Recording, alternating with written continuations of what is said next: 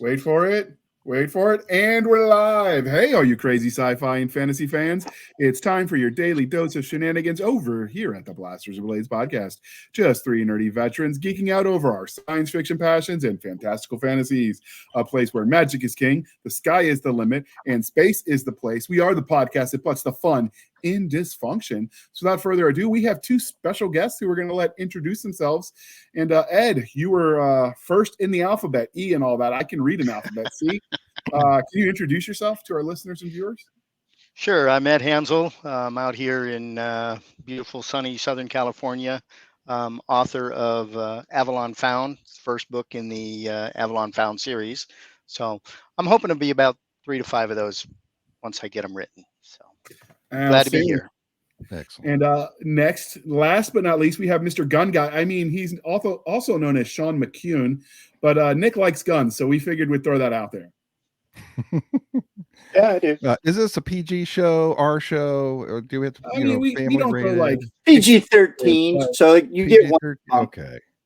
Ladies and gentlemen, boys and girls, this is Gun Guy. I have entered the stream. So, ladies, go ahead and lay back, relax, grab a stiff drink, and enjoy the show. Gentlemen, just watch what you're doing and watch the ladies. All right. I'm Sean McCune. I live in the Midwest, upper Midwest, actually, Indiana, Northeast Indiana, and I have several stories that were put out for Canon Publishing, and I'm currently working on some work for Three Ravens. Been having some issues this year. I've got dual carpal tunnel surgeries coming up. One's going to be on the 25th, and one a little bit later. Been having tons of trouble with it. Some back issues, some hip issues, some personal family issues as well. We've had a couple of deaths in the family, a couple of things that have gone wrong. So not the best year, but I do have a silver lining. I'm going to be a grandfather for the first time in December, middle of December. My daughter is pregnant with their first grandchild. Don't know what it is yet. She wants to wait. Her and her husband want to wait. But yeah, I have several stories out. One is 100 Worlds by Canon Publishing. I have two in there, which make up over about 27,000 words in that two stories, 27,000 words in that anthology, and another one in a mecha anthology also put out by Canon Publishing. And I actually have my name on the front of the cover, which is kind of made me proud. I got like tons of stories written in background, like most authors, written in put away and ideas and such. And I'm very, very, very honored to be here. And thank you very much for inviting me there, Handley.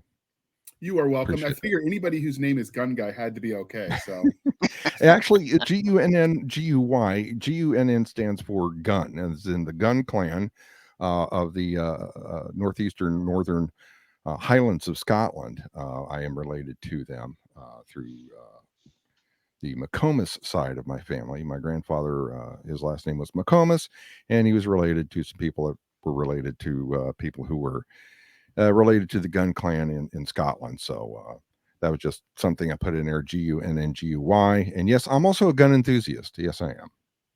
I mean, I just thought it was all about the pews because we like all the pews that ever pewed, especially Nick. He's a long distance pew kind of guy.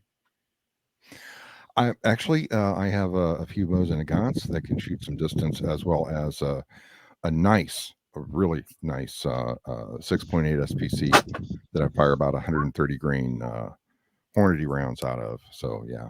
Nick, you gonna need a moment? No, I brought a towel this time, so we're good.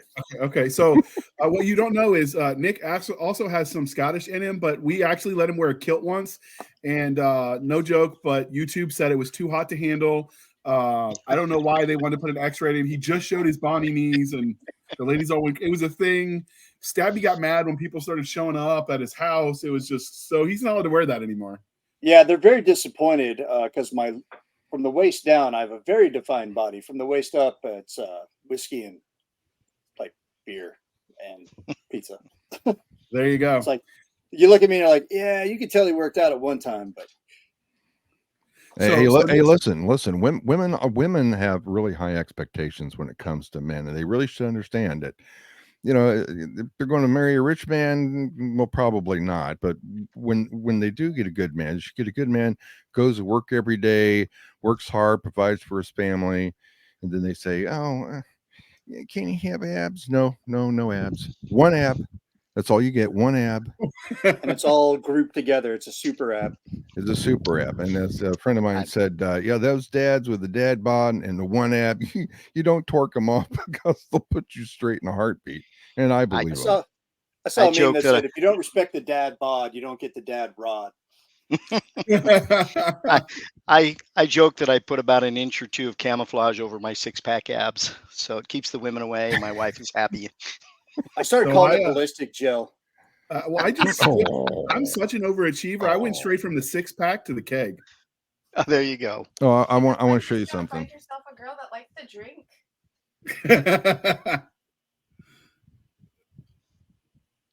There you go. Empty your track. Nice. So men don't wear pink. Okay. So, but when I'm drunk, oh wow. That's the other part about Nick. His people are half Scottish and half German, so he gave the world beer and whiskey, and he just wants you to say thank you. That's all he wants. Oh, it's the Irish that gave the world whiskey. And because you keep messing it up, I'm half Irish and half German. There's no Scot in me whatsoever, unless I'm drinking Scotch. That's the only Scot that goes in me. As someone who's played the bagpipes in a Scottish band for years, I'm just saying the Irish are just Scots that are confused.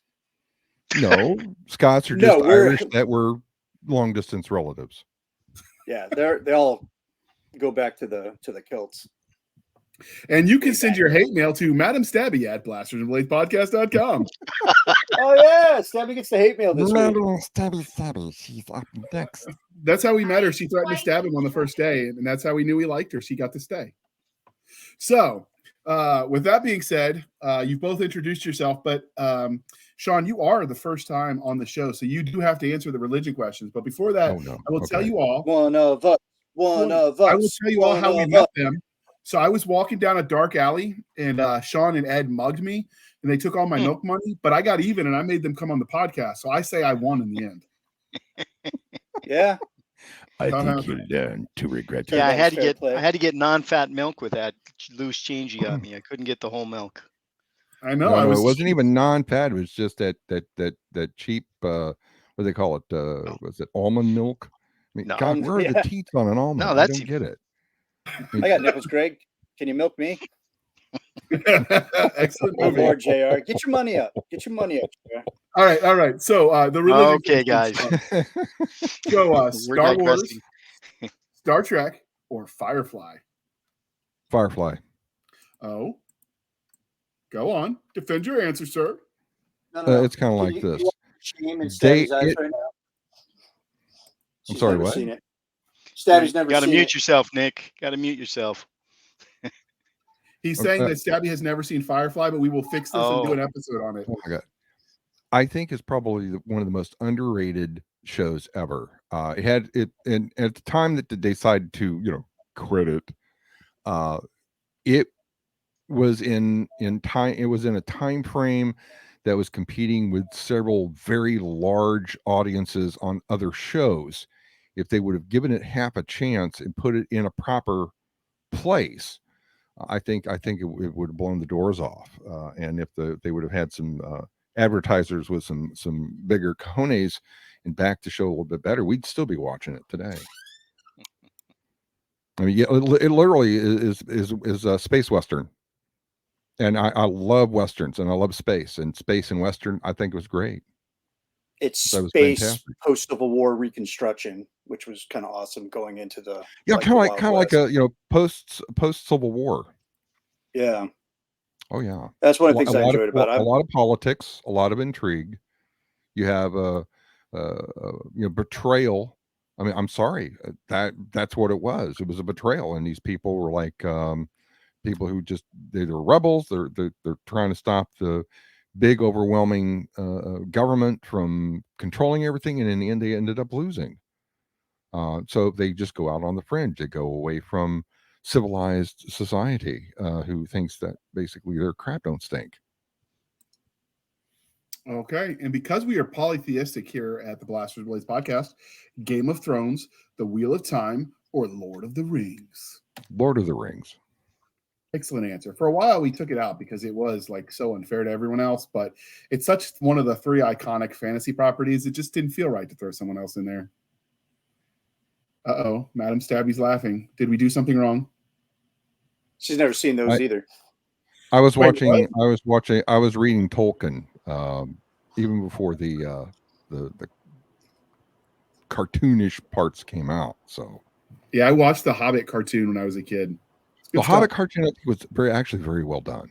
And if they would have kept it in the same vein and that same style for the one for the other parts that they put out in cartoons fashion, I guess it was what semi live action cartoon type of thing.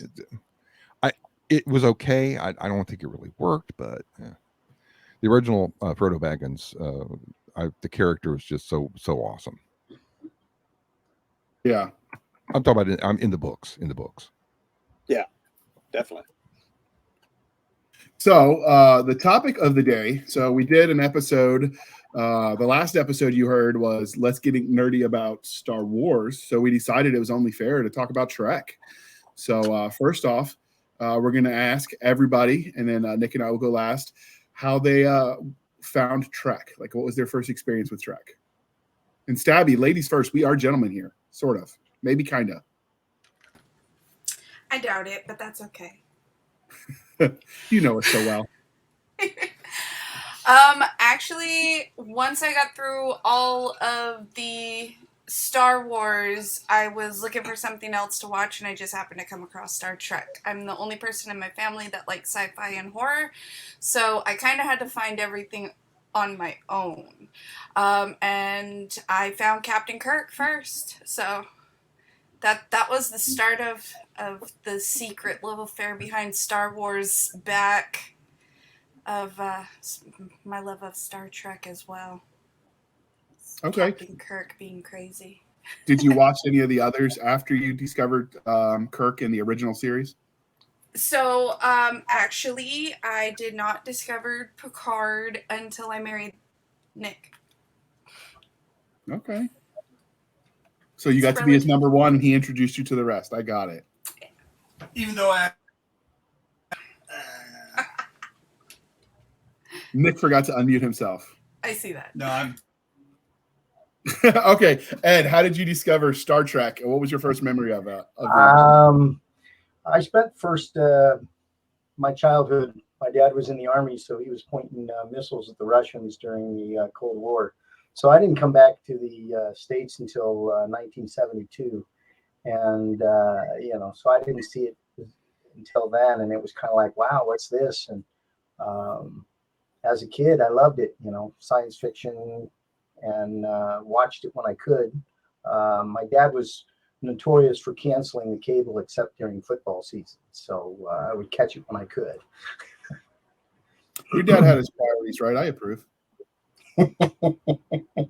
So, did you once you discovered Trek? Did you continue watching, or was it you came back to it later? Yeah, I would watch it when I could. Loved it more, as a teenager, especially when they got into the movies, The Next Generation. I love the reboot. That's been fabulous. I've really enjoyed the reboot. I wish they'd get another movie out, but don't know when that'll happen. Okay. And then last but not least, we have Sean. So how did you discover the wild world of Gene Roddenberry? 1971 reruns on our local TV channel. I fell in love with the series, watched it every single day, all the episodes over and over and over again on the original series. I identified a lot with Spock. I mean, I loved Kirk. Identified a lot with Spock, but I think I kind of liked two other characters better. I loved Chekhov, and I really loved Scotty. The science, the engineering, everything with Mr. Scott was just something just just resonated with me there. And I had a lot of interest in science when I was young. Did very well in science throughout my young years into junior high and high school, even into college. Absolutely loved the series. Loved the movies that they came out with. Thought that the first movie could have, I don't know, it was well done. I think it could have been done better, but then again, it's many years since then. I think the movies got better as the series went along. Characters developed even more. Watched the entire Star Trek, Wrath of Khan. The Undiscovered Country is one of my favorites because you had so many good characters, so many good actors in there playing very good characters. You had an understanding of the technology, the changes to what we thought was, the weaponry and the science and everything back then. It blew my mind when I was that young. Oh yeah, possibility of going faster than light and visiting other worlds and finding out what's on Mars and Venus and Jupiter and being able to not just explore our own little corner of this galaxy, but the entire galaxy maybe one day. And to me, that drove me into reading science fiction novels. The Xanth series was fantasy, but I thought there was a lot of kind of a sciencey thing about it anyway. So I was into Piers Anthony, was into a lot of the God, I can't remember his name now. Sorry, I'm getting old here. Ringworld. Ringworld was one of the novels that I read next, and that all started with Star Trek. Getting interested in science, getting interested in reading, getting interested in other worlds and other things, and science fiction and fantasy and mill sci-fi. I thought it was just brilliant, in my opinion. And to me, that was all started back in 1971 when I was sitting down watching Star Trek. Okay. So, does everybody? Hold on, Nick. You showing us something? It's probably my favorite piece of cinema ever.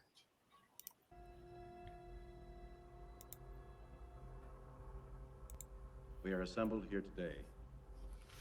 To pay final I felt like respects crying during to the our honored episode. dead. A lot of people did.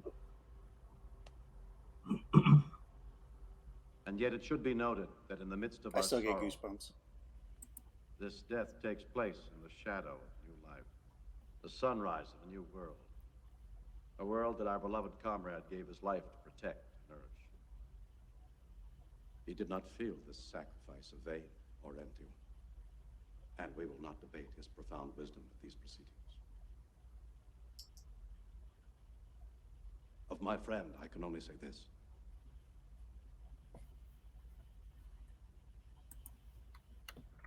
Of all the souls I have encountered in my travels, his was the most human. Others.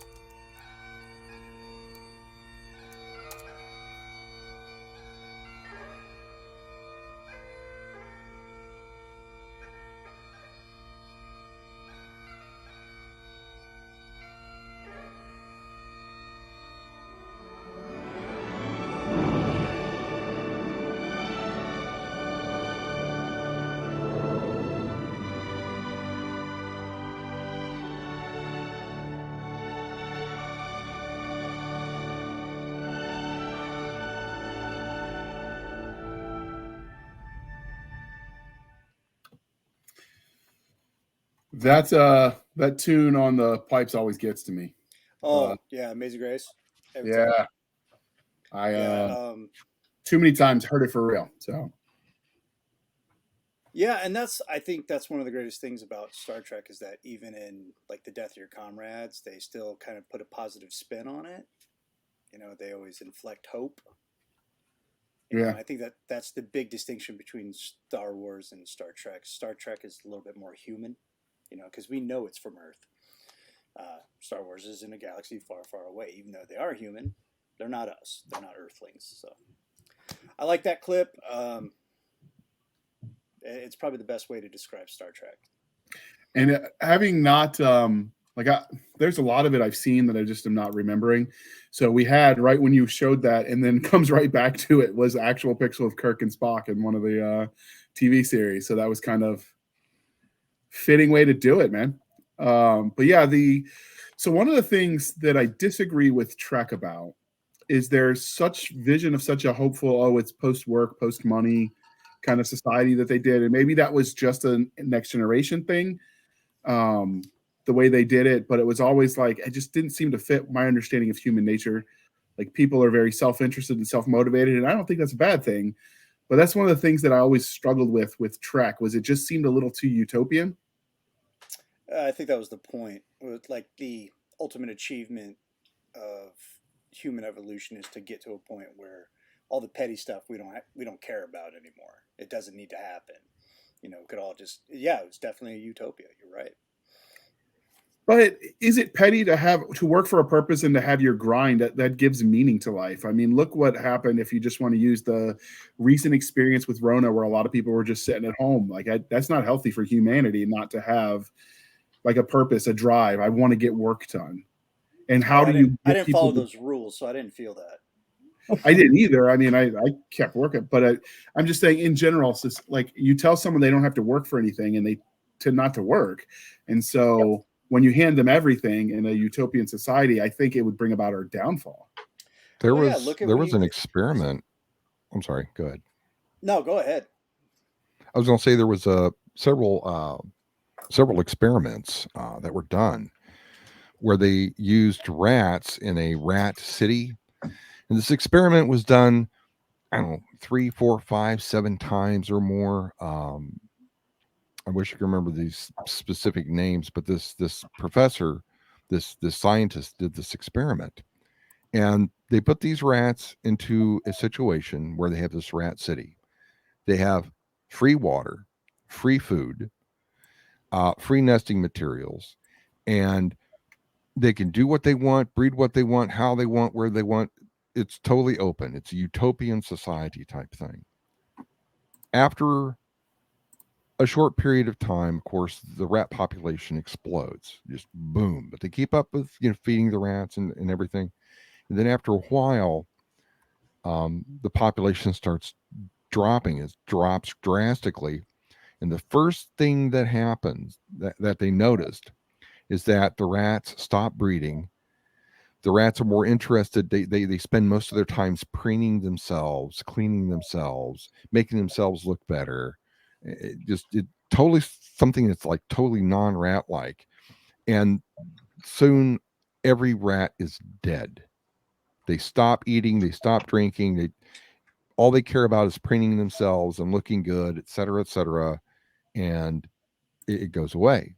In similar experiments where they have to struggle to feed and struggle to get water and food and shelter, and they put the rats through this, they do better in the long term than they do if you just hand them everything.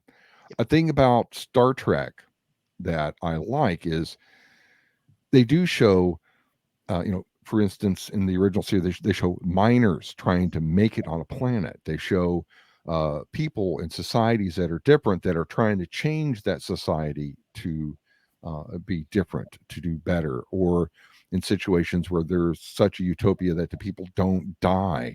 I forgot the name of the episode, but there's an episode where there's billions upon billions upon billions of people on this planet. They're just so compact with people who won't basically will just keep on going forever unless something happens. And the one daughter of, I guess, the leader of the planet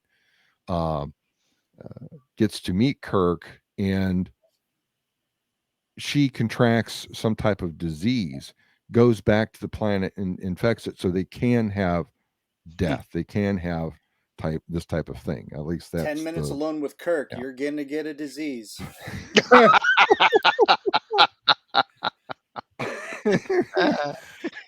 Wow. Okay, that went funny. into the dark side quickly. So if you want to We- look that we've all- experiment up, it's called the We've Rat all seen those. It's called the Rat Utopia Experiments. It was by Dr. John Calhoun. Don't quote me on the middle name. I know he had one. And he created in this experiment the concept of what we call behavioral sync. And his interest as a scientist was what happens to humans during, this was when cities were booming, and there was concern that it was not very, it was bad for humanity to live crowded together like that, like, you know, rats in a box, so to speak. And so that's what they were spent a lot of time investigating it. Turns out they weren't so wrong. I mean, just look at what happens to people living in cities. It's not the greatest. And yes, Nick, the jokes write themselves. No need to apologize. But yeah, it's called behavioral sync is what it creates. It's basically what he was describing is they start behaving in ways that are not healthy, and you create societal collapse in an urban society. Oh yeah, Well, and I think you yeah, pointed during out something COVID. that in when you try to make or force people to be a certain way, it shows that you can't really use government or force to make people do things. They will do what they want to do regardless of what you do. Your only thing is to encourage them to, one, think, get educated, learn. But as long as somebody has purpose, I mean, even over in Turkey, under was it Ataturk? Ataturk, he had people that go around, and people would get paid for, they get a broom, and they were watched, and they were the poorest of the poor, but they could sweep, they could clean up and keep the streets clean and everything, and then they would go and turn in their broom, and then they would get like some pittance for the day, and I guess some food too. And that even the poorest of the poor were at least contributing to the society. It was weird, but it worked. As long as you had a purpose, or as long as you have that drive to survive, that purpose, I think you do better. Yeah. And so that was the experiment, and it's yeah, it was interesting. It led to other experiments they did up between, I think this one was the Rat Utopia was between 56 and 62. I could be wrong, but I know it's in that range. He did it multiple times. Yeah, well, that was the range he did it. But then there were follow-on experiments that studied how introducing drugs to society would work. They basically, many mice died for the evolution of an advancement of psychology in the 50s and 60s and 70s. Okay, so that was one of the things that I thought, at least, Trek was a little bit too utopian. Although some of the newer stuff, they kind of get away from that. And I'm told, I haven't read as much of the expanded lore, however they consider the books, to know whether that followed on then. But has anybody read any of the Trek books out there? The first season of Picard shows you the dark half of the utopia. If you guys watched New Trek, which that's the only thing I watched because I like Picard, but it showed the dark underbelly of what keeps a perfect society running. I saw a little of that on the Enterprise when that show was early on. They had to go into a couple of places that was kind of like the dregs, the forgotten areas of society. So, it looks like there's a lot. It leaves a lot of opportunity for somebody to kind of take it that direction, which I think is what happened with Picard. So Had to bring it real. Yeah, I've seen some of, but not all of the original series. Some of, but not all of the Next Generation. I've seen some of the new movies, but not all of them. Picard's behind a paywall, so I don't get to see that one. And what was the one where the girl that had the guy name? That was another one that they did recently. She was like, her name was Michael, I think. Am I getting that right? Star Trek Discovery. There we go. STD was the acronym because Star Trek Next Generation. Yeah. All right. I didn't get behind that one, and it was just more of the writing just didn't speak That to me. show I is like an STD. Yeah, I like the visuals that they did, but the writing just didn't Star, speak to me. Star Trek Discovery had its moments, in my own humble opinion, but as far as the whole show goes, I think they emphasized way too much on stuff that just had nothing to do with Star Trek and the Federation and what they were about, what their mission was about, and what they were trying to do. And they went so sideways with that series. I gave up on it. I watched a couple episodes and I got into it. I was like, okay, I stopped it, got back into it for a couple episodes. I'm like, no, I'm done. Yeah, that's how I just felt dropped too, it. Sean.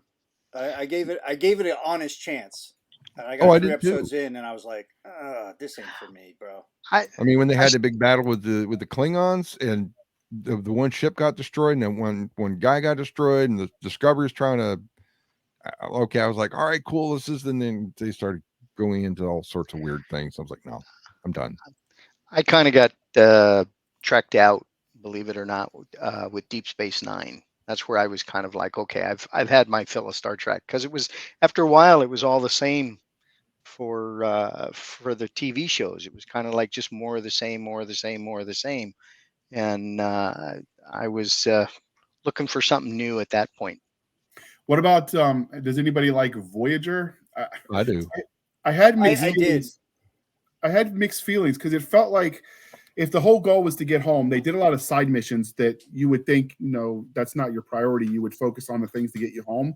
So it felt like in that respect, like you're dragging it out. Like I get, stuff comes up, but the mission was to get home, and they just sort of forgot that half the time, it felt like. Well, you also have to understand that there's several different things about the Federation. No matter where they're at, no matter where they're at, when they are, no matter where they are or who they're messing with or interacting with, they are to be ambassadors for the Federation. They're to do everything in their power as ambassadors to the Federation. That is a prime directive right there. The second thing is not to interfere as well. That's also part of the prime directive. You don't interfere with any society's rules, any society's ways they do things. You will defend yourself if you have to, and they kind of act like the goody two shoes of the galaxy. That's what they. Isn't it also like you don't interfere with their natural course of evolution? Exactly, that's part of the prime directive as well. You do. It's basically you do not interfere with anything in that society that will affect them in a way that they would not normally be affected by their natural evolution. Unless they have warp drive. The society. If they are a warp drive society, that is a prime directive. Also, if they are a warp society, you are to make first contact. Right. You know what else is a prime directive? That was the unspoken one. None of those rules applied to Kirk or Picard. They broke them every time. But and got promoted in the book, humor. We're going to pause for a moment where we shamelessly shill for the man, and then we will jump back to talking about the wild world of Trek. Thank you for sponsoring this episode, Nick. We're gonna shill for you today. Oh, awesome! I'll give you.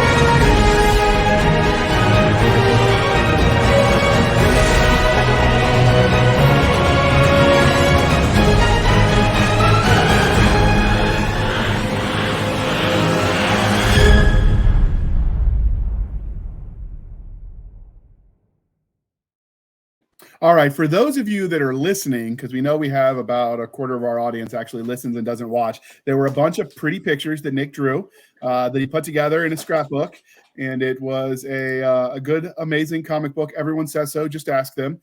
But that was the Solarian Prime universe, and we have done interviews where we talked to him specifically about that, so you can go check it out. It is amazing. His art is awesome, and you should buy all of them just because he's awesome.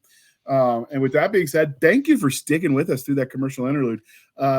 Sean, you were telling us that some of the books that you read that added to the lore. So what was the book you were talking about that you read that was Trek? I know the commercial. I lost. Yeah, that was a great commercial, by the way. Wow. I'm like, I get a part of that. I'm gonna be a part of that. Yeah. In the books, God, I wish I had those books with me. I give them off to my son. I give them off to other people. It's several books that are part of the lore of Trek. There's several people who wrote those books about him. Kirk has a penchant for getting promoted and getting knocked back down to captain. Then he'll get promoted and get knocked back down to captain. I mean, he got up to admiral, then he got back knocked back down to captain, and he keeps doing this. It's kind of a theme because he wants to be in the chair behind everything. He wants to be in space, almost like he wants to be in space versus being in the Pentagon. Yeah. Versus being, I can 100% agree with that. Where he isn't as useful as he is out there on the front lines. They wanted to make him a Commodore. Nope, sorry, I'll stay a captain. And he declined promotion to admiral to the point where they basically, the Federation took him and said, "Congratulations, you're an admiral." And then he started a podcast called The Angry Staff Flag Officers, and he had Nick to be his producer because Nick understood his rage. Yeah, I got out before I became staff. Well, I was staff. I was a staff officer for a little bit, but I got out before I became a field grade where I don't have any other choice moving up. I'm going to be staff. I like the chair. I respected the chair. So other than the original or the Next Generation, because that was sort of the original for some people, do you guys have a favorite offshoot series? So Enterprise, Voyager, Deep Space Nine, Discovery, Picard, I think Below Decks. That's one, right? Oh, the comedy cartoon, yeah. I have not actually seen that yet. Just the ads that pop up. I've been meaning to binge watch that. You'll probably love it as a Trek fan because it makes fun of itself. It doesn't take itself seriously. It's pretty hilarious. That's good. I'll have to look at that too. Yeah, a friend of the show, Veronica Jaguar, who's a narrator we know, she was telling me the other day that it is amazing and that I should watch it too. So she highly recommends it. She said sometimes the humor is not always appropriate, but most of the kids watching wouldn't understand the joke anyway, so they can laugh at you laughing, and you're all happy. Yeah, it's like watching a Disney movie. Yeah, just like we don't ever ask what Popeye's really saying when he's muttering, but all the adults know. or all the old cartoons with Mel Blanc in them. Oh God, I love that era of cartoons. Man of 1,000 voices. I mean, the man was literally genius. He figured out a way how to make sounds and effects with your voice. It just blows your mind. His I think his grandson now is voicing Bugs Bunny. Because he had his son was voicing Bugs Bunny and the other characters, and I think even his grandson's doing it. Nice. I guess I can't remember. So, what do you guys think? What do you guys think is the most overrated species in the Star Trek franchise? So, all of the Vulcans. Okay, why is that, sir?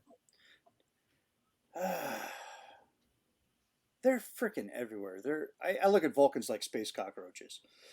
But I mean, there are certain other races in that universe that would agree with you. Yeah.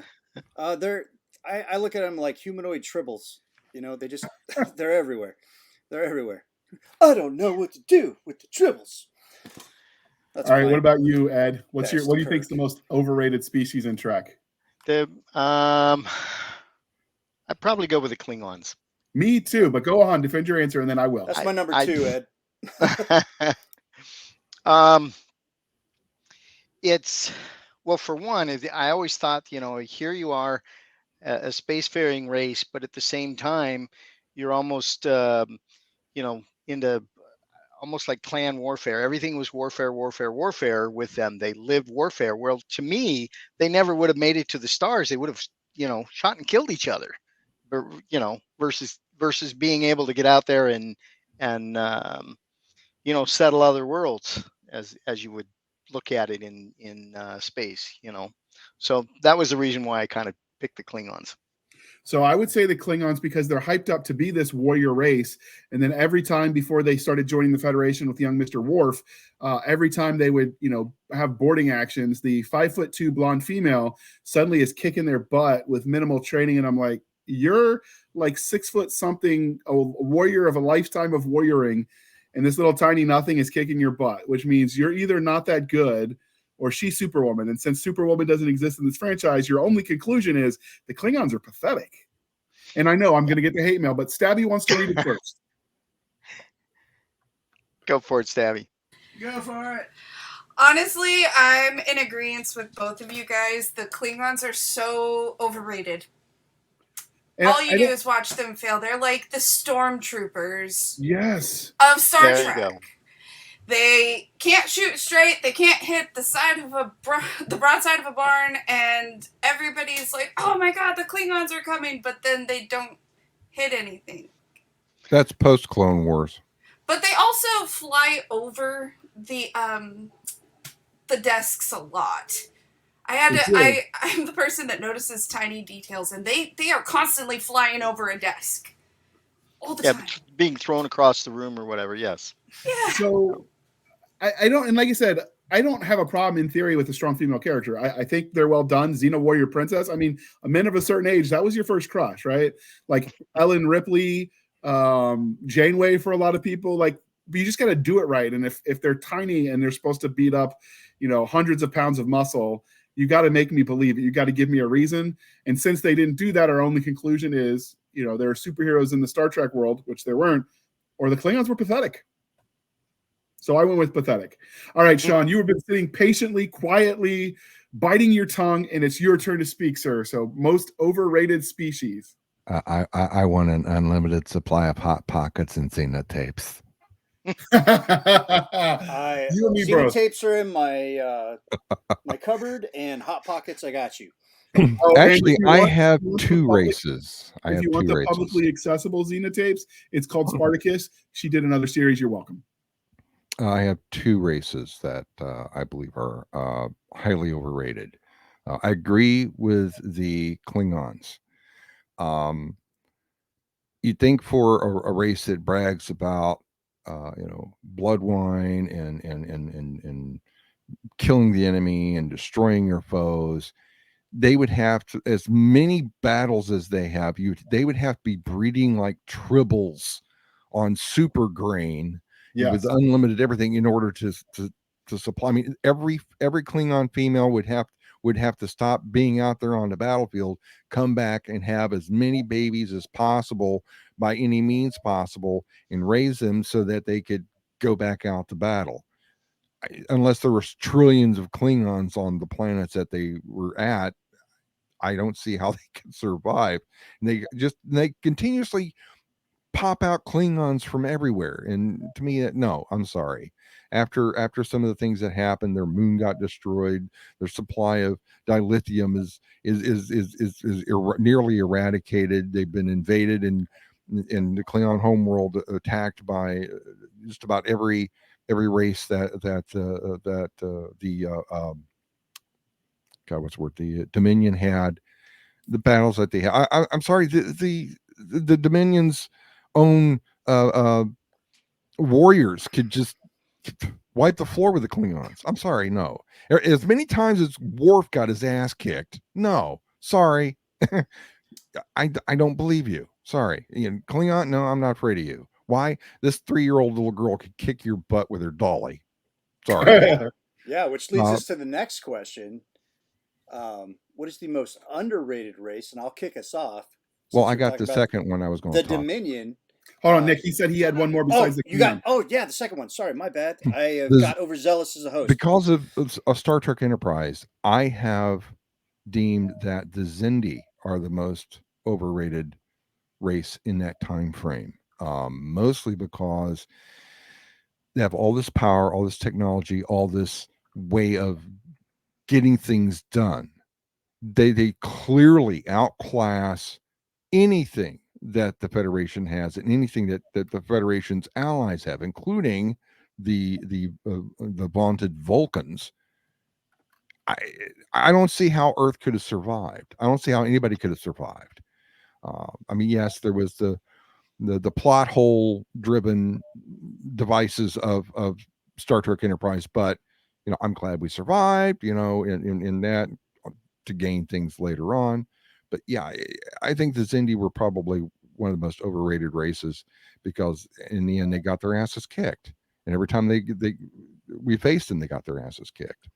And to me, I think it's just I mean, yes, they did some damage and they kicked some ass, but I mean, you got a first class of starship, like the Enterprise, and you can blast the crap out of another Xindi vessel, but you're having trouble taking down this one Federation ship who can't even do warp 6.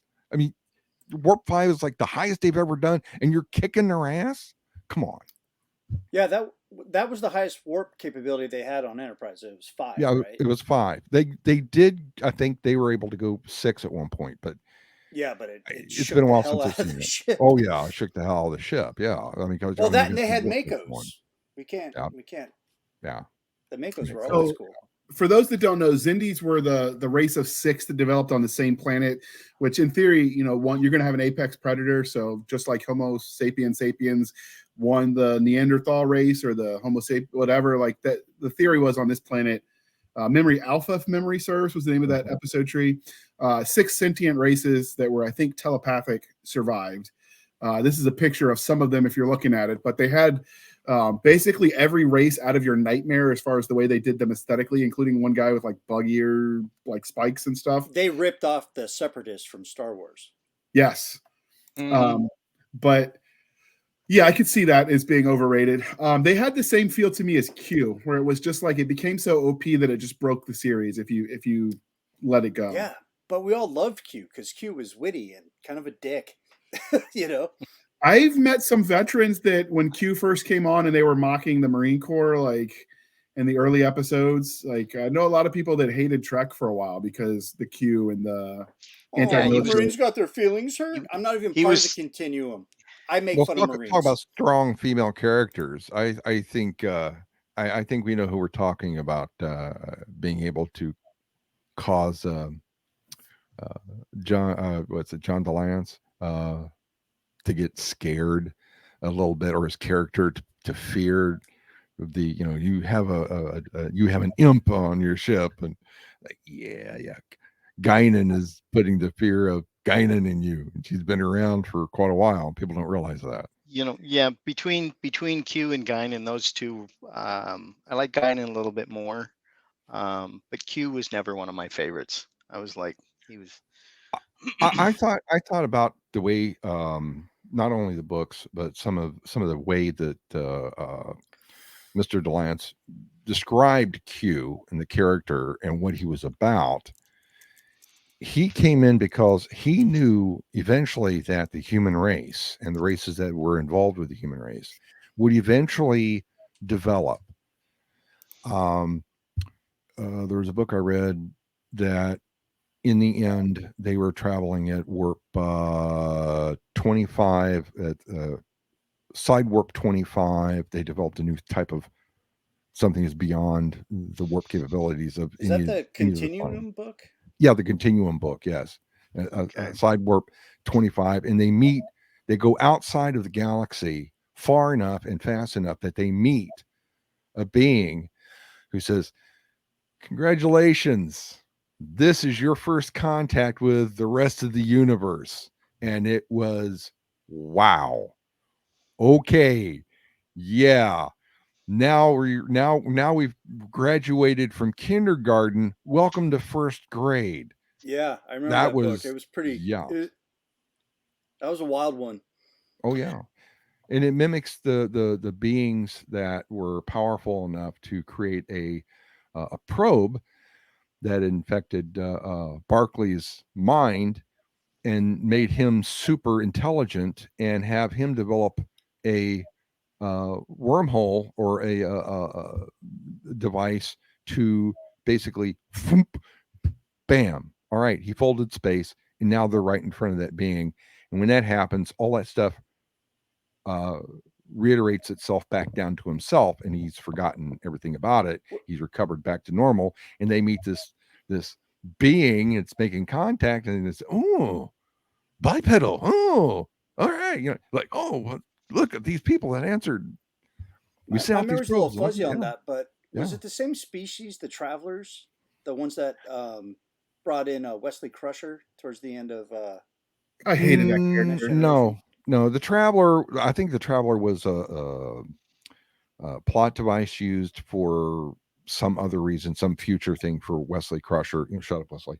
And Shut up, he Wesley. and he was it was something to where Wesley would eventually have something in the future, and he does end up going that way, and he ends up disappearing because I think the Traveler reappeared again, and he went with the Traveler, I think. Yeah, he showed up in like 2 or 3 episodes. Yep, and he went with the Traveler eventually, and he was gone. I mean, that's post his days in the Star Trek Academy. And now look at Wesley. He's just Or rambling Starfleet on Twitter. So they did such a good job at making him the most hated character in Star Trek. I can't even listen to audiobooks he narrates. He annoys me that much. And I don't even care about his politics. He just something about him. I just remember his annoying face on all of the Next Generation, and I'm like, shut up, Wesley. Did you watch the Big Bang Theory? Those every episode he's in, he's unwatchable. I'm like, you're not a good actor. He was something. I remember a lot of young kids that wanted to be Wesley because he was able to do stuff with all the adults. So it was for a lot of the little kids, he was someone to be admired and looked up to. I would have been friends with Wesley because he had a super hot mom. Yeah, I would have been. I don't know. I was the age that in theory, watching that should, but no, I still found him annoying. So Nick was going to ask earlier, and we got distracted again. But who do you think was the most underrated, as in underappreciated, undervalued race in Trek was? I always thought the Andorians were the most underutilized. I liked their culture. It was warrior-like but believable. It wasn't so much that you wonder how they even they weren't too stupid to live. They had sort of a sympathetic cause. I really liked them. The blue in the little ears was kind of cool because it was a harken back to some of the comics in the cartoons as kids of what aliens would look like. Weren't they? Which one was the green characters that was that the Andorian? Orions. The Orions, yeah. The other ones were blue, I think. Andorians were blue. Yeah, with the little. And the guy that played Reanimator, Jeffrey Combs, is like my favorite Andorian ever. As far as like the Andorians, yeah, I think they're underrated. I think the most underrated, probably the most underrated race in Star Trek, I think, are the Tellurites. Oh, which ones were they? The Tellurites were basically space. I consider them space traders, space miners. They went in and they found a lot of. Their entire life was basically, from what I read and want to know, was to trade and to get mining and to get materials, and they made their living off of materials and trade, and they were from what I read, they basically would make a Ferengi cry. And they weren't afraid to defend themselves. They weren't afraid to do what they needed to do, but they operated vast fleets of ships that were trading vessels that were supply ships that can go to and from, back and forth between all of the and that's what they did. They like to seek trade. They like to seek opportunity, and that opportunity was mining, belts and gear and stuff to get at resources, because they realize you need to get the resources, you need to get it now. And I think they were very underutilized and underrated. Oh yeah, they in Star Trek Online. Those are the people I would go to repair my ship, to get materials to repair my ship, and get the lithium crystals and repair my warp core and things like that. They're awesome. Oh yes, so they got their justice in an online game. I'll put you that. I'll give you that. Oh yeah, I used to play STO a lot. God, I was there before they started Star Trek Jeffrey Online. Coons. There he Oh, yeah, there's Jeffrey my So Coons. man. this the Orions. I mean the Andorians. Andorians, yeah. Yeah. I mean, well, some Man, of I'm those already are- sexually confused. Why are you putting that up there? All right, and then these are the Orions, which were the green ones that had the harem Yes. girls on it. Kirk loved them Yeah. so much. Even in the reboot. Even in the reboot, yeah, absolutely. Kirk looks like my grandfather. With the sideburns. breather under your bed. Oh yeah. All right, Mhm. so I don't know. So did anybody else besides the Orions and the Andorians? Did we have any others that we thought were underutilized species? Yeah, the Jem'Hadar. Which ones were those? They were part of the Dominion. They were the shock troops. They went on, what was it, Ketracel White? Ketracel White, yes. Ketracel White, thank you. Yeah. I need to I think rewatch you're right. DS9 because that's also my favorite series. They were resistant, and that's the thing I think was probably their underrating. They were resistant to phaser fire, disruptor fire, and plasma fire. They were resistant to all these weapons. Not that they were proof against these weapons, but they were Right. very hard to kill.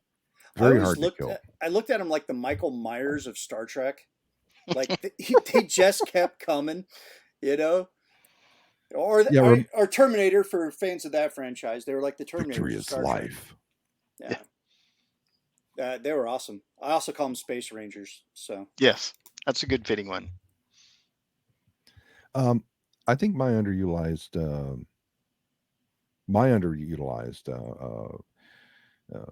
characters or races in space were the humans.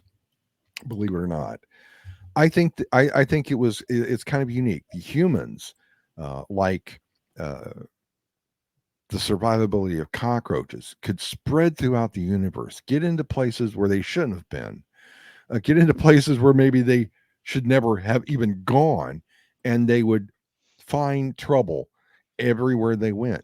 But no matter who tried to wipe them out, they would survive. No matter who tried to do something to them, they would survive. They would find a way. There's an author on the Three Ravens Discord that came out with a short story that he put out there about how the humans, how this vast, gigantic, huge conglomeration of alien beings, they have a small representation of humans that are currently living in their conglomeration or their confederation. And the one chief officer is talking to his subordinate and basically telling him to never underestimate the humans. Do not piss them off. They don't go for, just revenge. They go for the long haul. They want to make sure they wipe you out if you piss them off. So don't piss them off, because they will mimic, they will reverse engineer, and they will do their best to make your life and the life of everyone miserable. So we don't want to piss them off. And we found a planet, about 7.5 billion of them. I think we're going to leave that alone. I threw up a picture of some of the Jem'Hadar that Nick mentioned. So they just look badass. When you first threw that up, I thought maybe you'd pulled something up from Babylon 5 first. I was like, oh wait, okay. They got better through the seasons. They horrified them more, I guess, they became nightmare fuel later on when they. Oh yeah. What I thought was neat is they used a technology, polaric energy. That was a theoretical energy that they discovered like back in the 1960s, 1970s. It was just in theory. But in the series, especially Deep Space Nine, the Jem'Hadar developed the technology. The polaric weapons could go through shields. They could cut through everything. They could just you would show up, and a Galaxy class starship would just couple of Jem'Hadar warship, you're dead. Yep, done. You're dead. You're done. And that I'm telling you, that's when they discovered it. And because those two runabouts got back to Deep Space Nine, were able to get back and report back. they were able to start figuring out how to modify the shields, et cetera, et cetera. But Jem'Hadar are no joke. They are no joke. Their entire design is, if they can get their ship into your ship and get their warriors on your ship, they know where to go. They know where to go. They know what to do, and they'll do it. I mean, it's do or die for them, because Well, that's one of the cool victory things. is life. Yeah, exactly. It was that conflict that sparked innovation in the human species in the Federation to advance themselves, and I think that's very it's very saying about human nature in itself. It's only through conflict and struggle that we find better Necessity is ways the to mother do of all things. inventions. Exactly. Well, So we if you're find getting, purpose. We if you're- find yeah, purpose. you're absolutely right. So one of the things I said in the side chat as we were joking around like we always do is that I do think the Jem'Hadar remind me of the alien from that movie, The Enemy Mine. It has a very similar, that lizard-like look to him, which I Yes. think is kind of cool because it Played just by Louis Gossett Jr. Yep. yeah, it just looks intimidating the way they do the scales like that, which I kind of liked. Well, Enemy Mine kind of gave me a 1950s vibe, and it was weird. I mean, the ships are different. Clearly, they had different views on the technology. But if you watch a movie, it's not really about all the technology. It's about the interaction that the main character has, the major has, with this alien, because now they got to rely upon each other to survive. Yeah. And that's It's a what I great movie. find fascinating. Yes, we ought to It do a review of that movie because it's a classic. It's been a minute since I've watched it. I me want to too. retro review that. Yeah, we're going to be doing a series of retro reviews because there's some goodness in the classics that either we missed or haven't seen in a while. And since modern Hollywood is trash, we just figured we'd look backwards when stuff was good. So we talked about over and underrated races, but before we move on, Ed, did you have anything to add to that? You've been a little bit quiet. No, nothing to add on that. I was trying to think of an underrated race, and I really can't think of what hasn't been already said already. So, right. No, I'm ready for the next question. All right. So, who do you think was the worst character in the entire Trek universe? The worst, I'm going to say Q. Okay. I just said him, and Wesley would be a close second, but Wesley's on my list. Yeah. I didn't like, even from the very beginning, I didn't like the arrogance and, almost like I am God, you just don't know it kind of thing, that just kind of was a turnoff from me from the start. Okay. All right. What about you, Sean? Who is the worst character in the franchise? You can hit any of the series or books, whatever. The worst character in my mind that they never should have allowed. Well, I have to say something. Miss Roddenberry is probably, I forgot her name. She is probably she's a very good actress, for one. She knows how to play a part. And when she went all in on her part of Lwaxana Troy, she did it big time. Oh, she was fabulous. She was fabulous. But to me, the character was probably one of the worst characters in Star Trek. The character, everybody hated her. The character didn't do what it's supposed to do. So it's probably one of the best characters you love to hate, but probably was the worst character in the entire Star Trek franchise, just because her character was the character was beyond self-important. The character was very narcissistic, very assuming, and in more than one occasion wanted to marry Picard. And suddenly, Picard's like, wait, we're getting married. What? I didn't know that she was. Oh, look at that! I got a meeting down on Carocious 5. Yeah, let's go. I didn't know for the longest time that she was the yeoman in the original Star Trek. Yep. I had no idea. It's like, oh yeah, well yeah, you see the resemblance. Hello, but I did not know that for the longest time. She did fabulous playing that, playing Lwaxana Troy.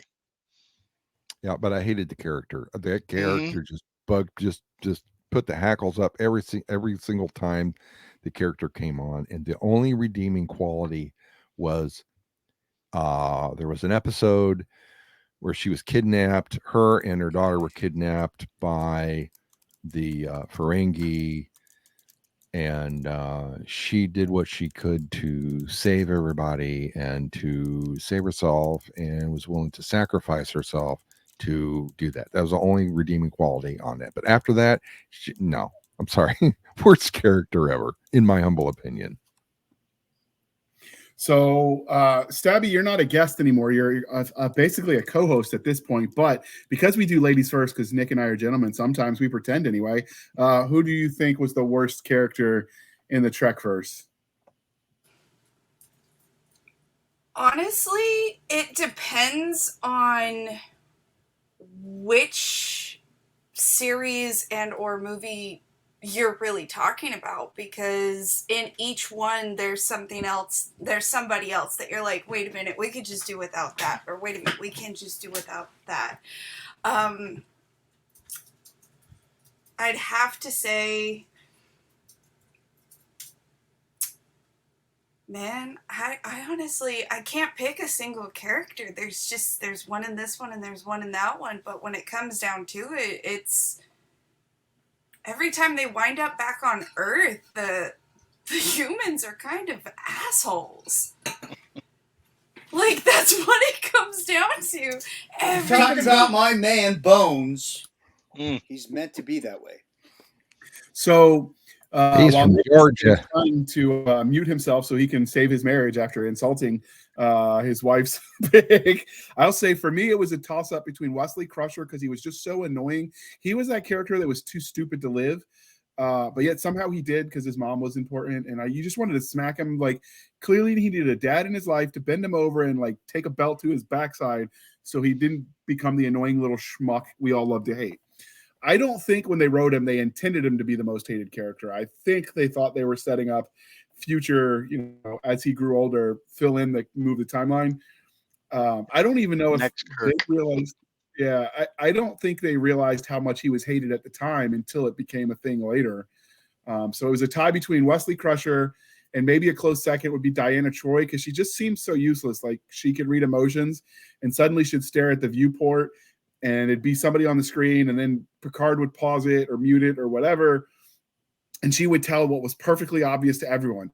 Oh my goodness, he looks angry. You think? Like, the voice tone and the facial expressions didn't give that away. hiding something. She just seemed to state the obvious, and it was just so frustrating. It's like, I think they tried to make her just eye candy on the show. That's the best thing I get it. I mean, she did wear the skin tight uniforms before she wore actual uniforms. They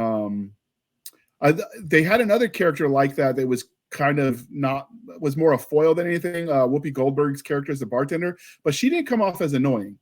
She came off as, like every bartender we've probably ever met at every, two-bit dive we've ever been to. So I just think it's the way they presented her character, because I don't necessarily think it was the acting of whoever played Diana Troy. It was just the way the character was written, I think. All right, Nick, now that you've not died today, who do you think is the worst character in the franchise? Worf's son, Alexander. So in the chat, you said somebody else was also annoying for you. The fill-in doctor. The replacement doctor in Catherine Next Generation, Pulaski. Catherine Pulaski. Yeah, I didn't like her because I don't know if it was her acting range or whatever, because she was trying to play Dr. Crusher, but Dr. Crusher is also hot, so we give her a little bit of play. Pulaski was not hot and just came off as a dick. So, and sometimes doctors are, but not the good kind of way that was entertaining to watch. They are, but it wasn't even Bones is a dick. I love Bones. Bones is a dick. He's the doctor you want. He's just going to tell you straight up, hey, quit eating bacon because you're going to frickin' die. Oh shit, maybe I should do that. But Pulaski was like, it's like very passive aggressive.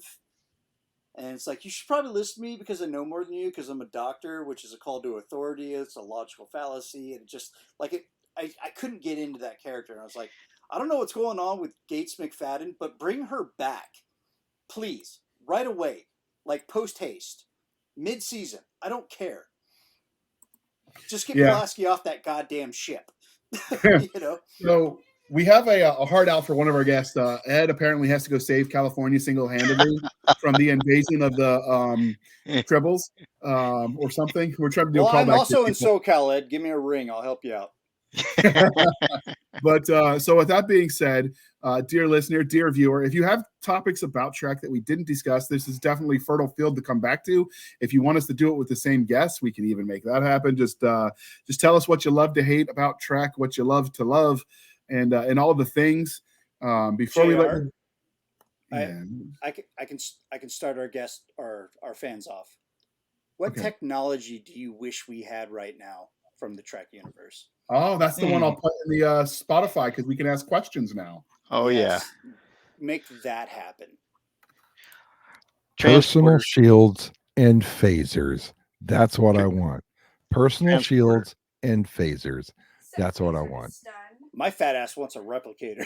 Well, think of that. Well, that would be nice. I want a transporter. But a personal phaser and a shield and a personal shield would be great, because then you could go and walk down the street of any city and walk back to your home, and you wouldn't have to worry about shoopy-doo, period, because nobody would be able to hurt you. You just keep on walking. Personal shield protects you. Somebody shoots with a gun, bullets bounce off. You wouldn't care. Somebody gets in your way and you think they're going to do something to you. You take out the phaser, stun. I'll stun you and you and you. You got that tough choice. Do I go taser or do I go phaser?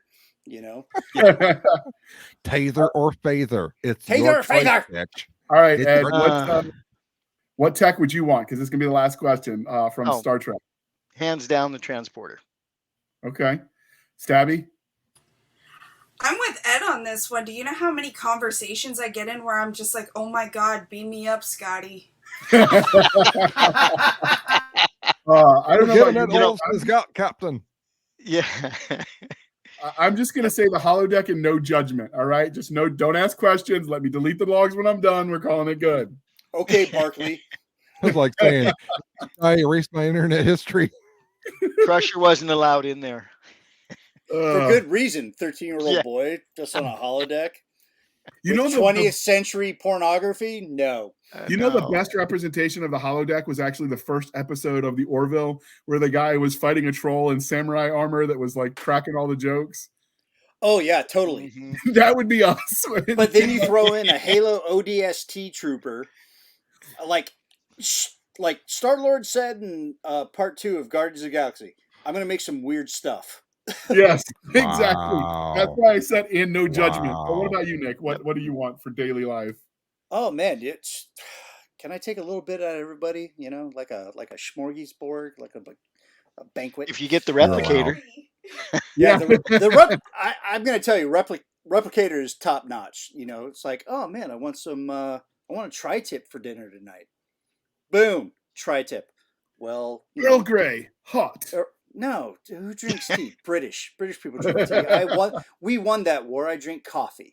There you go. So across the pond. I don't know. The holodeck is really cool because I could live like I'm a comic book guy. I would definitely dress up as Fat Daredevil and fight crime in Hell's Kitchen. Oh my Lord. She'd be like, honey, you need to get out of the frickin' holodeck. And I'm like, I'm Batman tonight and it's awesome. I'm fighting frickin' Deathstroke, you know? So yeah, right. the replicator and the holodeck are my top choices. Outstanding. All right. With that being said, Ed, what are you working on right now writing? And then how can listeners and viewers find you? I'm working on the second book of Avalon Found. You can find me on Amazon under E.M. Hansel, Avalon Found. So it's basically these guys are on a planet. They settled a planet and they've been there long enough. They forgot they're from Earth. So I'll kind of leave it at that, where they start off on some journey, see something in the sky, and I'll leave the rest to reading. I have been told it gets better. I admit it gets better as the story goes along. Some people have said it's kind of slow at the beginning. My apologies. My next book won't be that. I'm about halfway done with the second book. Just have some things in my life that have to take precedence before I can do that. For example, last week I only wrote about 500 words, like 2 paragraphs or something like that. So definitely look for me on Avalon Found on Amazon, and send me a review. Good on you, mate. Outstanding. All right, Sean, how can listeners find you, and what are you writing right now? You can find me on Facebook at Sean McCune on Facebook, or you can find me on Discord with Gun Guy, GUNNGUY, and you can also find me on Amazon, and it'll link to the books that I'm part of with the 2 anthologies. Currently, I'm working on 4 different books, but like I said, this past year has been kind of tough. Currently, I'm working on a Fallen Empire novel for Canon Publishing. It's called The Black Snakes. Basically, the Black Snakes are a mercenary company that formed after the fall of the Empire in roughly year 500 after they had conquered Earth. And you can go out and find the canon books that are currently published now that have the Fallen Empire. You have the Irish Brigade, written by John Holmes. He's the publisher as well, and a very good author. He's written several different series. You also have several other books written in that same series. Casey, God, I can't remember his last name. I think it's Casey Moore. I think he has written several novels. But I'm currently working on that one. I'm also working on a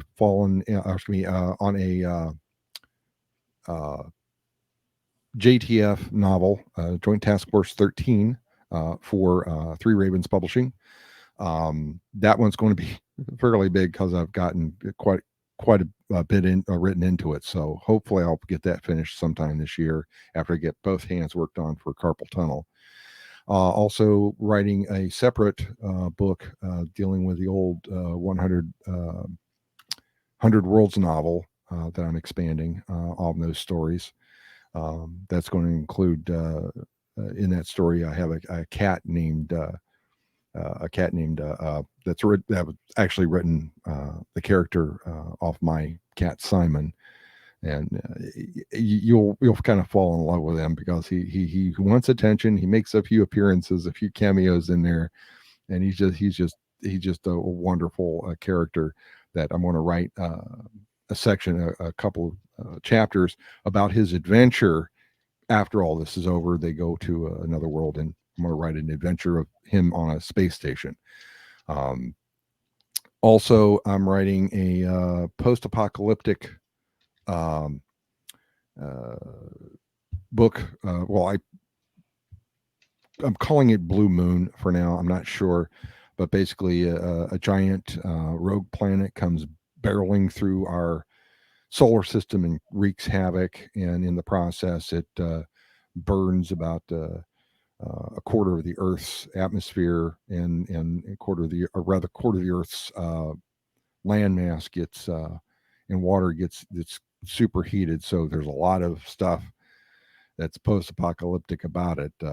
Nations and peoples getting together, billions of people dying because there's a harsh reality of China and Japan and Asia and certain parts of the earth getting like obliterated with the heat of this planet passing by. And the planet's name is Cobalt because it's cobalt blue, and in the process of it falling into the sun, it gives the sun an orangish bluish tint, and that's the reason we have a blue moon at the time. That's the reason I call it Blue Moon, because that's the only way I could kind of work it in there in the science, because I like the name Blue Moon anyway. I got other novels that I've just written on in the past 5 years that I just kind of got on the back burner, but the 2 main ones that I'm doing are the JTF 13 novel and the Black Snakes novel for Canon Publishing. All right. I know you've got a heart out, Ed, so we appreciate you coming on. We would have probably kept going for hours and hours, nerding out over all things that we like to get nerdy about. Yeah. My fault. Well, no, it's really the listeners' fault because they said they wanted to hear our behind-the-scenes nerdy conversation, so we started recording be fine. reviews. We can Really? keep doing that. Yeah. It's the listeners' fault. They put up with us, and Yes, some of they them pay do. us. So It's We still love muted. you. We love you. we appreciate you Yeah. coming on, Ed, and we'll have Thanks. to have you back. I'd love to be back, and thank you for letting me join you guys. You guys have a great evening. I do have a heart out, so if you guys want to keep nerding out without me, I'll have to call my therapist, and we'll go from there. Welcome to All my right. world, Ed. I think your therapist is called Jim Beam. Yeah. All right, guys. You have a great evening. Thank You you, too, sir. Later, Thanks for coming on. Bye bye. Jim is a good therapist, though. I might have known him a few times. But before we let you go, dear listener, this is where we hearken back to the olden days where we remind you to please be kind and speak your mind on the reviewing platforms. Your reviews help the right readers find the right books. So do your part, people. And rumor has it, if you get 100 reviews on Nick's comic, his wife won't kill him. And that's always a plus. Yeah, So, I you kind know. of want to live. So help Yeah. me. And we're going to cancel his life insurance just so she's not as motivated to slice him up. But I don't know if that takes effect right away. So please hurry, review the book. 6 to 8 months. Yeah, But anyway, you can find us, dear listener, on our link tree at linktr.ee/Blasters and Blades podcast. Again, linktree/Blasters and Blades podcast. It links to all the things, including our BitChute, Rumble, Twitter, email, Facebook group, all the things I said. We are on Twitter at SF_fantasy_show, Sierra Foxtrot _fantasy_show. Where mostly lately I've been posting funny memes because why not? And nerdy stuff and a few outrages that are happening at the VA hospitals where they threatened to arrest a veteran that showed up for help. Not cool. Yeah, but the cat memes are delectable. Seriously, they threatened a veteran? Yeah, he showed up because the amputation went wrong and it was infected, and he wanted to see a doctor because nastiness. We will not. That's what discuss you want to do when Wow. stuff's infected. And so he showed up, and they told him come back tomorrow. Wow. And then he came back tomorrow, and they said go away. And he said I'll wait in the parking lot until Monday morning when I can go to the ER. And they said we'll call the cops, and it's a whole thing. Yeah. Socialized medicine. When supposedly our nation's heroes get treated this way, this is why I can never be for universal medicine, because I don't hate people that much, and that's saying something with my cold dead infantry heart. But I just can't hate the world that much. That's sick. I mean, they do the amputation, and they messed it up, and then they threatened to call the cops. And they threatened to call the cops if he came back because it went wrong and things got infected. And yep, it was that's gnarly. intentional. That's intentional attempted murder. I would say so, but you can email us at blastersandbladespodcast@gmail.com. Again, blastersandbladespodcast@gmail.com. We will not apologize, but we are very veteran friendly and pro-veteran. So we share all of those things. We stay apolitical, but I don't think supporting your veterans. Yes, Air Force veteran here, by the way. Oh, outstanding. Our favorite Zoom. Aim high. We have a Facebook group. Only if she's bent over. We have a Facebook group. It's at Blasters and Blades Podcast group /groups /Blasters and Blades Podcast. You can follow us on our website at anchor.fm/blasters /blades. Again, anchor.fm/blasters-and-blades. Where for as little as 99 cents a month, you can help keep the lights on. We really need the Sarah McLachlan music so that way we could be like, for just a little bit. For less than a cup of coffee. For less than a cup of coffee, you can stop Nick from being stabbed today. Do your part. I mean, I dig it for the first 15 minutes. Then it just gets repetitive. Then it gets weird. And then you can support the show more directly over at buymeacoffee.com/author J.R. Handley. Again, buymeacoffee.com/author J.R. Handley. Be sure to put in the comment section that is for the podcast. And I promise I will keep my co-hosts, Doc Cisca and Nick Garber, duly caffeinated. They will drink until the world shimmers with the caffeine that comes out of their pores. They will sweat 100 proof by the time they are done. Because, mom and world where they shine with the power of caffeine. Have you done voice work, sir? Because, I can see it. Jesus Christ, Sean. I can listen to you read instructions off a frickin' aerosol can. Do you got time for another hobby? So awesome. Do I have time for what? Another hobby? Just start doing audiobooks? I know some people Well, there are some people who've been saying, hey, man, you've got to do audiobooks. I'm like, I got Yeah, a day job. gonna I hire got books you, to dude. write. Oh God. So the other thing In a is with the world blue without background you're joy, rocking, you know. In a with world the blue without background you're joy, rocking, you could also do late night someone love advice radio. brought Yeah, I can see that caffeine. work. He could, when Peter Cullen dies, he could totally be the voice of Optimus Prime. Hold on a Autobots second. transform. Autobots transform and roll out. I am See what I Optimus said? Prime, See what I said? and I call Just- all Autobots to Earth. Just like us, there's more to them than meets the eye. Oh, come on. My nipples can only get so hard, man. Wow. Autobots That was awesome. recon. See, I'm telling you, Bumblebee. audiobooks win. At a minimum, narrate your own dang stuff because that was amazing. Jesus. There are people who really want me to do that. I'm thinking about doing that. Instead of writing, just go ahead and just read the books. Or do the reading and the writing and quit the day job. I mean, I hope your boss isn't listening. If it brings in all the money that I'm making now, the current job and with benefits and everything, yeah. I mean, Okay. if Sean, that could happen, that'd be great. I have to ask a personal favor. I know we just met. I will pay you money to narrate the next trailer for my next comic. Sure. Okay. Go ahead. You can go ahead Holy and you can contact me on Facebook or on Discord. I just added you on send me a DM. Facebook, so you did? Okay. you're somebody I want to be friends with. And Oh my goodness! awesome. He wants to be alcoholic friends. beverages are your choice. You know, His there's a lot of revenue is people part who of like it, I'm the sure. color green, but most of them like to smoke it first. Kermit Frog here. Yeah. Hi, hello, Kermit the Frog here. Anybody want some pork chops? They're I fresh. do. I guess she lost that argument, eh, boys? Oh, poor Stabby. She's just sitting here looking at like, what the hell did I just walk It's amazing into? what you can do with a good supply of chloroform. So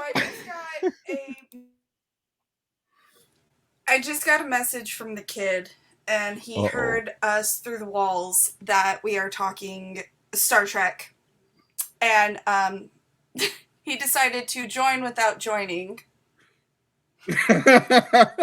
Hold on. Let me To join without joining. Hold on. Isn't that like the reverse of the idic? Show it. Oh, Message sent. I took a picture of the kid. Nick sent you the message. You can pull it up on the screen. All right, give me a second. Well, while we do that, yeah, see, this is we think we're done with the episode, and then it never quite works lately, and we just keep This going. is a stream that never ends, so it goes on and on, my friend.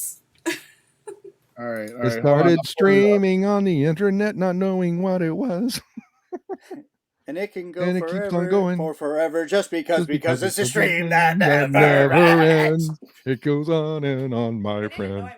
See, I've had too much caffeine. Now I'm Animal from the Muppets. From the Muppets and Muppets Animals. Yeah, Animals, yeah.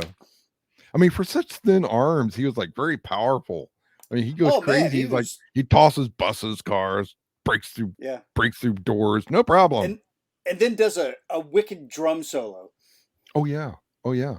And think about it. He can go through doors and other things to destroy other things, like was it the Tasmanian Devil does? But he does it with more flair. Yeah, he could play. He could be the drummer for Van Halen back in the day. Like he could be the Kool-Aid yeah. Man. Oh yeah. Oh no. Oh yeah. There's the boy. Oh, mine's better. Hold on. He used clothespins to make his ears like that. Oh my god. What is on his eyebrows? He used. I don't know, but he magic made them marker. And he's like super proud of them. Hold on. They're almost perfect, actually. But he's 13, so he needs to. Well, he needs to narrow them slightly and remove the piece that looks almost like a unibrow. If he could do that, I mean, he'd look less Romulan and actually more Klingon or more not Klingon. Maybe he's a half more Vulcan, yeah. More Vulcan. Yeah, half breed, yeah. Oh, did I ever tell you my embarrassing Star Trek moment on public access TV? Fascinating story. It is. And I have no idea what he's talking about. From Mr. Sean McCoon. In a world Please stand between by. time. Nick's about to tell a story. So I was 9 or 10. No, I wasn't 9 or 10 because James Clark was my friend, so that was middle school, so that was 7th grade. And there was a Star Trek public access show, and they had a, Ask a Trekkie type segment. And I wanted to know if Vulcans had last names. So I call in, I get on the show, I'm so freaked out. My dumbass question is, do Vulcans have ears? I got laughed at on 10 minutes of airtime for asking if Vulcans had ears. They dragged me so hard. And all I really wanted to ask before they hung up, because once I said ears, they hung up, then laughed at me. I got laughed at by Trekkies. And all I want to know is if Vulcans had last names. I mean, I have. Is I that have is that a no? Is that like a No. little nose piercing there? It looks like a nose. I don't know piercing. if he doesn't do the dishes rights again. I'm gonna give him a nose piercing. If he has a nose piercing and he's got the things, he gets some like heavy metal earrings going all through. Man, he'd be like a metal Vulcan. He could be a total metal Did Vulcan. he use my shoe polish? No, On his eyebrows? It's dry erase marker. Oh wow. He's committed to the bit. Yeah, He he's throwing all in. The thing is, he didn't need the safety pins. His ears already look Vulcan.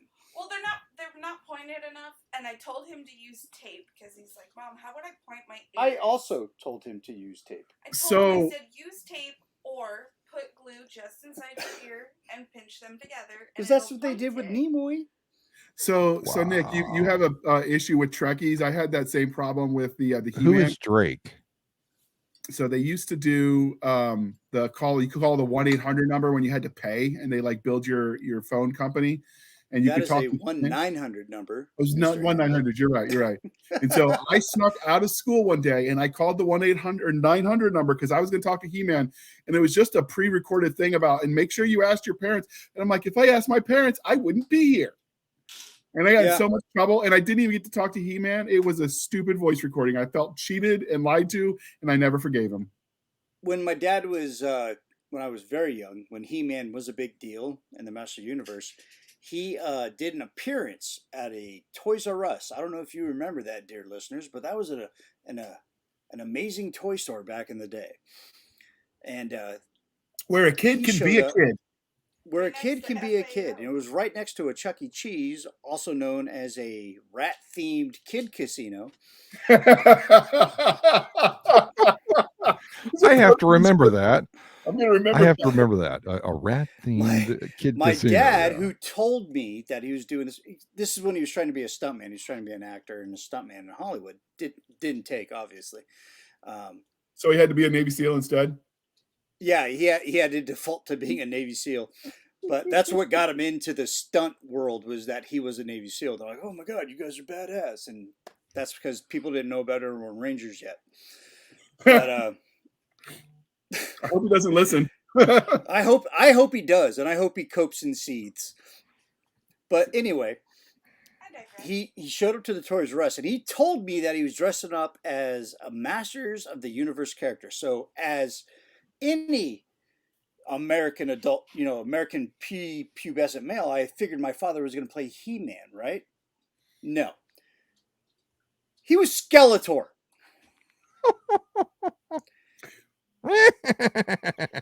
The look, yeah. He-Man. He-Man? I don't want to feel good. I want to feel evil. Which was also probably the same voice for Cobra Commander, which I can also do very well. You probably turned your mom on too. Oh God! He had the Skeletor mask still on. It was gross. Oh God! I'm like, so it's flesh under there?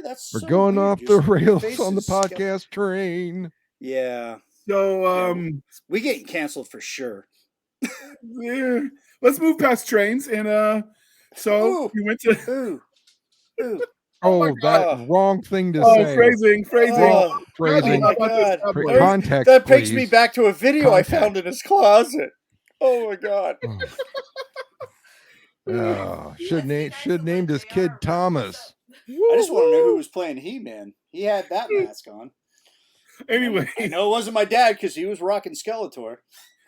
So you got to the Toys R Us and you found your dad was playing Skeletor. Skeletor. Did you feel cheated? Uncle He-Man showed up later that night. Uncle. Oh my God. That's what All they told me right, to call him. people, before we have to mark this as not safe for work, I'm going to thank you for spending some of your precious time with us. For Nick Garber and the absentee Doc Cisca, this is J.R. Handley, and I am J.R. Handley, and this was the Blasters and Blades podcast. And thank you We'll be for back- joining the Blasters and Blades podcast here. We're going crazy here. Welcome to We'll the be back dumpster next fire. week at the same time where we'll indulge our love of nerd culture, cheesy jokes, sometimes inappropriately cheesy, but cheesy all the same, and all things that go boom and not in the boom boom room.